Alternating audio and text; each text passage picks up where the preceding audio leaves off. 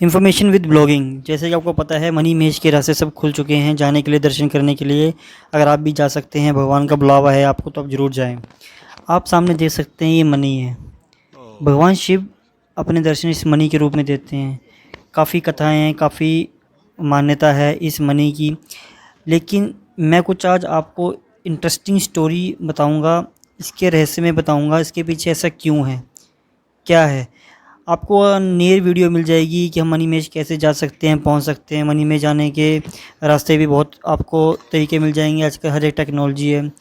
लेकिन मेरे कुछ सवाल और कुछ इसके अंदर आपसे भी मैं पूछूंगा, और कुछ मेरे जो जो मैं सोचता हूँ मैं यहाँ पे आपको बताना चाहूँगा इस वीडियो के माध्यम से। जो ये मनी महेश है, ये सबसे पहले आप जानते होंगे ये हिमाचल में, जो कि एक पवित्र जगह है हिमाचल, वहाँ के चंबा डिस्ट्रिक्ट में है ये मनी महेश। ये ऐसे माना जाता है कि यहाँ पे भगवान शिव, ऐसा माना जाता है कि यहाँ पे भगवान शिव का विराजमान है। हालांकि पूरा हिमाचली भगवान शिव का है, उत्तराखंड भगवान शिव का है। हर एक मंदिर, अनेकों मंदिर हैं, केदारनाथ हैं, बद्रीनाथ है। हिमाचल में पंचतीर्थ मंदिर है, जो कि चंबा के जब बाढ़ आई थी वो मंदिर नहीं हिला, बाकी सब कुछ हिल गया। हालांकि भगवान शिव का स्थान है। उसमें से एक कथा है मनी महेश की। भगवान शिव अपने दर्शन इस मणि के रूप में देते हैं। यहाँ पे देख सकते हैं आप, हज़ारों श्रद्धालु हैं। इन श्रद्धालुओं के बीच में एक चीज़ जो आपको दिख रही है, स्मोक करते हुए बंदे, ये गलत है। इन्होंने भगवान शिव को के नाम पे जो ये पीते हैं, ये सही नहीं करते, ये बहुत गलत करते हैं। भगवान शिव ने तो जहर भी पिया था, कोई नहीं पी सकता। ये सब गलत है, ये सब नहीं करना चाहिए। चलो इसके अलावा मैं अगर आपको बताऊं, हम बात कर रहे थे मनी महेश की। मनी महेश में काफ़ी सारे तथ्य हैं, काफ़ी सारे रहस्य हैं। आज हम उन रहस्यों की बात करेंगे। फिर भी आपको छोटा सा मैं बता देता हूँ अपना ब्लॉगिंग के तौर पे कि इस यहाँ पे आना कैसे है, यहाँ पे क्या है। यहाँ पे बहुत ठंड होती है। आने का रास्ता आप चंबा, हिमाचल में चंबा में है ये मनी महेश, और 16-17 किलोमीटर की चढ़ाई है। ठंड काफ़ी होती है, बर्फ़ का ट्रैक भी होता है बीच में। जब भी आप जाएँ तो अच्छे पूरे गर्म कपड़े पहन के जाएँ, और अपना खाने पीने का सामान लेके जाएँ। जो और कैसे मैं गया था उसकी वीडियो भी लेके आऊँगा। लेकिन पूरी रात से जग के मनी महेश का इंतज़ार करना, पूरी मनी का इंतज़ार करना। जो मनी आप दिख रहे हैं सामने चमक रही है, ये जब चमकती है तो सूर्य इसके कम से कम नहीं तो अब बहुत देर बाद सूर्य उदय होता है। तो इसका मतलब है कि रात में चमकती है, एकदम इतने तेज़ की चमकती है, ऐसा लगता है कि कोई लाइट है। तो आपको इन ब्रीफ में दे दिया। अब हम बात करते हैं मनी महेश में क्या है, कैसे है, जो यहाँ का कुंड है उसकी कितनी गहराई है, वो कैसे क्या है। और मेरे एक दो क्वेश्चन भी है जो कि मैं आपसे आखिरी में पूछूंगा, उनका जवाब देना। जो क्वेश्चन है टेक्नोलॉजी से रिलेटेड, वो मैं कैसे मैं आपको बताऊंगा अंत में। अभी हम बात करते हैं कुछ रहस्यों की, कुछ तथ्यों की।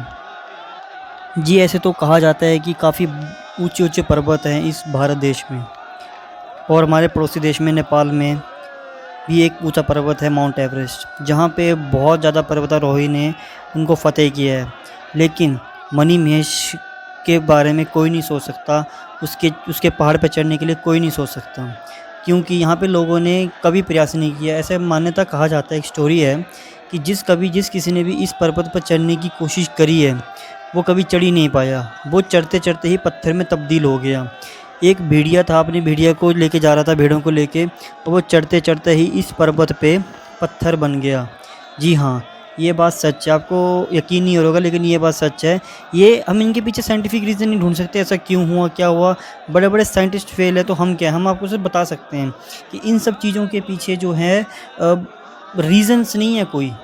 बस ये मान्यता है कि चढ़ते चढ़ते ही लोग जो हैं पत्थर बन गए, वरना इतने लोग हैं क्यों नहीं चढ़ सके।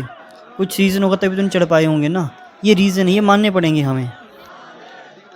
आज भी सबके लिए रहस्य बना हुआ है कि इस पर कोई चढ़ क्यों नहीं सका। इसलिए कोई नहीं चढ़ सका क्योंकि यहाँ पे चढ़ने वाला पत्थर बन जाता है और गायब हो जाता है एकदम से। मौसम अचानक ख़राब हो जाता है, तो यहाँ तो हम कभी चढ़ भी नहीं सकते, ना कभी सोच सकते हैं।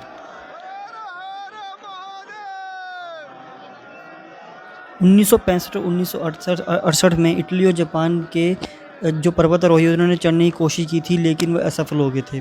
उनकी मौत हो गई थी किसी मौसम ख़राब की वजह से, लैंडस्लाइड की वजह से। तो आप यहीं से अंदाज़ा लगा सकते हैं कि this is next to impossible.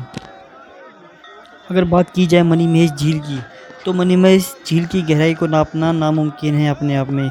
इसे गौरीकुंड भी कहा जाता है और ये बहुत पवित्र जल ठंडा पानी होता है। इसमें कहा जाता है इसमें नहाने जो इसमें नहा लिया उसके भगवान शिव के दर्शन हो गए, एक तरह से उसके सारे पाप धुल गए, वो एकदम इंसान पवित्र हो गया। ऐसा कहा जाता है कि जो मणि है भगवान शिव का जो मुकुट है उसका भी प्रकोप है।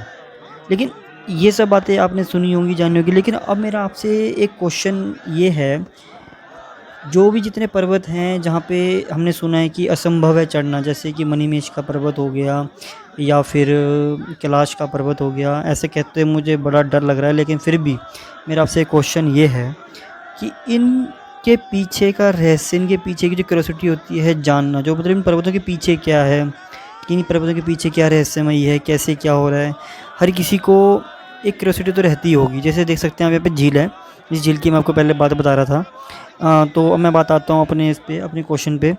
तो आज की टेक्नोलॉजी में जो आज के ड्रोन सिस्टम है, क्या हम उनके माध्यम से देख सकते हैं कि इन पर्वतों पे क्या है और इन पर्वतों के पीछे क्या है? मुझे तो लगता है कि नेचर से और भगवान से छेड़छाड़ करना तो बहुत ज़्यादा गलत है अपने आप में। लेकिन आपका क्या सुझाव है इसके पीछे? आप क्या अपनी राय रखते हैं? आप ज़रूर कमेंट करके बताएं कि मतलब होना चाहिए, देखना चाहिए, नहीं देखना चाहिए, ये जैसे हैं वैसे ही रहना चाहिए। जो भी आपका एक पर्सपेक्टिव है, जो भी आप सोचते हैं, आप प्लीज़ कमेंट करके बताएं। शेयर और सब्सक्राइब ज़रूर करें। आप अपना प्यार ऐसे बनाए रखें। Thank you so much. Her her Mahadev.